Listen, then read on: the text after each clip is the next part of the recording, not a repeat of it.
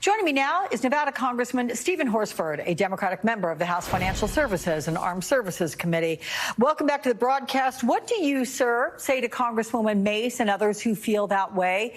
Is the DOJ just following an investigation that it believes led to crimes? I mean, here's the question.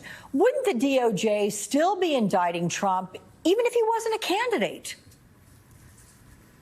Well, first, thank you for having me on. Let me just say, the administration, President Biden and others haven't done anything. This is an independent grand jury who was called together, evidence provided, and they are the ones who have made the determination to move forward on 37 serious charges against the former president. It's actually very disingenuous and just not accurate to blame the current administration or anyone involved. It's not how the system works, and they know it, and they're misleading the American people.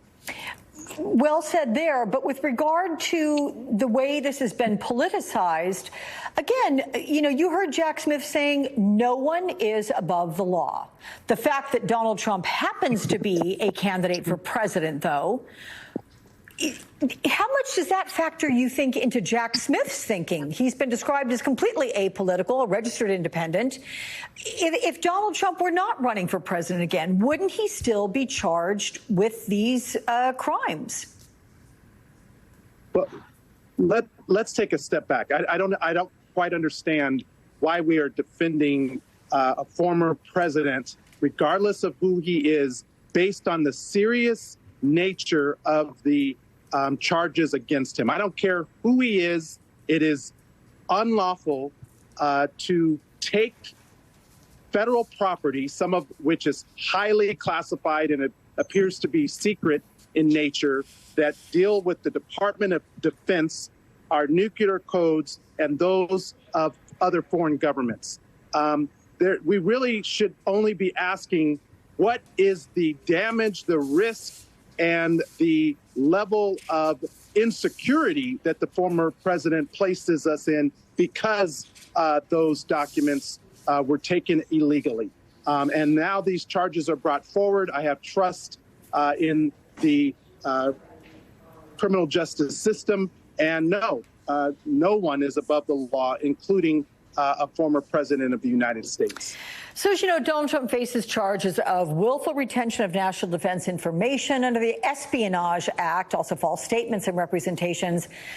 Can you put in perspective how significant the charges are for a former president? I mean, granted, we are in uncharted territory with Donald Trump. And by the way, I'm just giving you a look at video we just captured of the former president landing there in Georgia, where he'll be addressing a very MAGA-friendly crowd shortly. But thoughts on that?